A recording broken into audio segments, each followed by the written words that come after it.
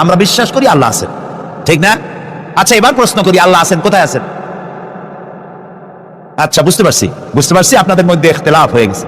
কেউ বলছেন সব জায়গায়, কেউ বলছেন আরশে, কেউ বলছেন আকাশে। আর যারা বেশি বুদ্ধিমান তারা কোনো জবাব দেন নাই, চিন্তা করছেন কোনটা কইয়া কোন জ্বালায় পড়ি। আল্লাহ রাব্বুল আলামিন কোথায় আছেন সেই প্রশ্ন আল্লাহ কি করা দরকার? আল্লাহ আপনি কোথায় আছেন এই প্রশ্ন আমরা করার আগে আল্লাহ রাব্বুল আলামিন কোরআনে কারীমের মধ্যে জবাব দিয়ে দিয়েছেন, আর রহমানু আলাল আরশি ইসতাওয়া। সুবহানাল্লাহ। আল্লাহ সব জায়গায় আছেন, কথা ঠিক নয়। কেন ঠিক নয় সেটাও বুঝাই দেই। সব জায়গা বলতে তার মধ্যে তো টয়লেটও আছে। সব জায়গা বলতে আরো বহুত খারাপ জায়গা আছে, আমি সে জায়গাগুলির নাম নিলাম না। তাহলে আল্লাহ কি সেসব জায়গা আছেন? বলেন নাউজুবিল্লাহ। আল্লাহ নিজেই বলছেন আল্লাহ আছেন আরশে ইসতাওয়া। আল্লাহ আছেন কোথায়? আরশে। আল্লাহ যে আরশে আছে সেই জন্যই তো মানুষের হাত উঁচু করে আল্লাহর কাছে, এরকম বলে যে উপরওয়ালা, বলে না, না নিচুওয়ালা বলে, সব জায়গাওয়ালা এরকম বলে, উপরওয়ালা বলে।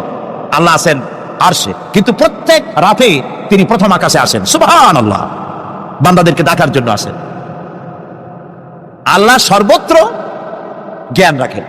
তার ইলমের মধ্যে এক চুল পরিমাণ জায়গা আকাশেও নাই, জমিনেও নাই যে আল্লাহ রাব্বুল আলামিন ওই জায়গাটুকুন সম্পর্কে তাৎক্ষণিকভাবে অবহিত নন। এমন এক চুল পরিমাণ জায়গা আকাশেও নাই, জমিনেও। এটাই হলো আল্লাহ সব জায়গার জ্ঞান তার ইলমের মধ্যে, সব তিনি জানেন।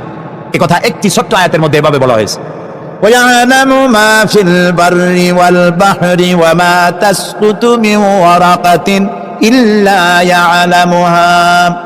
এই পৃথিবীতে জমিনের ভিতরে কি হয়, সমুদ্রের অতল তলদেশে কি হয়, সব আমি জানি। এমনকি এই পৃথিবীর কোন একটি গাছের পাতা যদি পড়ে যায়, কোন দেশের কোন গাছের কোন পাতা পড়েছে সে খবর আমি আল্লাহর কাছে হয়ে যায়।